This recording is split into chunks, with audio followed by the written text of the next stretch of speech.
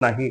आणि मित्रांनो, संत ज्ञानी लोक जो काही उपदेश आपल्याला देत असतात तो उपदेश आपण ऐकतही असतो, आपण ऐकत नाही असं नाही, तो आपल्या हिताचा असतो, तो आपल्याला कळतं देखील, कळत नाही असंही होत नाही। परंतु आपलं काय होतं, आपलं अंतरीचे जे नाकारणे असते तेच नाश करी।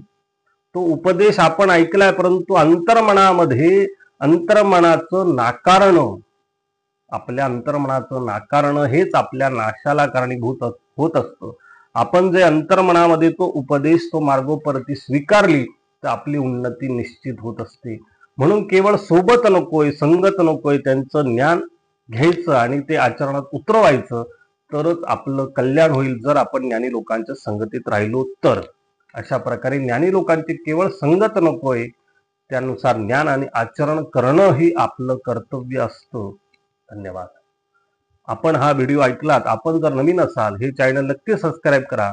अध्यात्माबाबतीत, व्यवहार व्यवसाय बाबतीतले अनेक मार्गदर्शक व्हिडिओ या चॅनलवरती आहे। अध्यात्म उपदेश भूषण महाजन, नाशिक।